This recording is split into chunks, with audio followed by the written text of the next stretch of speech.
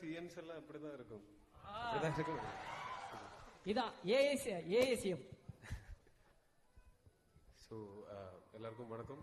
ரொம்ப சந்தோஷம் இந்த ப்ரொஜெக்டோட ஒரு பார்ட்டா இங்க ப்ரமோஷனுக்கு வந்து நிற்கும் போது I feel very proud.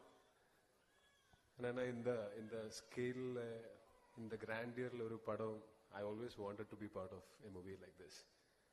And what makes me even more happier is that I got to work with Rajat and Lalit and Manju Cheji and all, and again, and with Abhimanyu sir and all.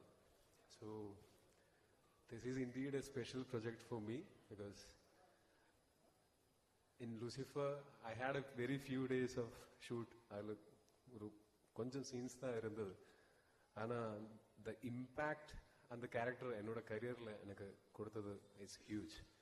அதனால I am very much excited to see how my character in this movie has evolved and how people are liking it. ரொம்ப சந்தோஷம். On 27th movie is releasing worldwide. எல்லாரும் பாருங்க, enjoy பண்ணுங்க.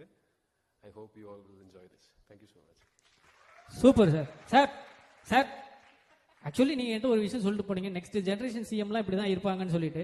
Next ஜென்ரேஷன்ல ஒருவேளை நீங்க சிஎம்மா இருந்தீங்கன்னா என்ன விஷயம்லாம் சேஞ்ச் பண்ணுவீங்க? ஐ மீன் காஸ்டியூம்ல கேட்கல, சிஎம் ஆனீங்கன்னா என்ன விஷயங்கள்லாம் சேஞ்ச் பண்ணுவீங்க? நிறைய விஷயங்கள் சேஞ்ச் பண்ண வேண்டியதா இருக்கு. ஆனா அதுக்கு இப்போ ஒரேடியா சொல்ல முடியாது. வாக்குறுதிகள்லாம் அப்பதான் அந்த டைம்ல இதெல்லாம் பெரிய விஷயம். அது யோசிச்சு பிளான் பண்ணி பாயிண்ட்ஸ் நோட் பண்ணி வந்து சொல்றேன். Correct sir. நான் பாயிண்ட் நோட் பண்ணி வச்சிட்டேன், அதனால தான் கேட்டேன் சார். Thank you sir.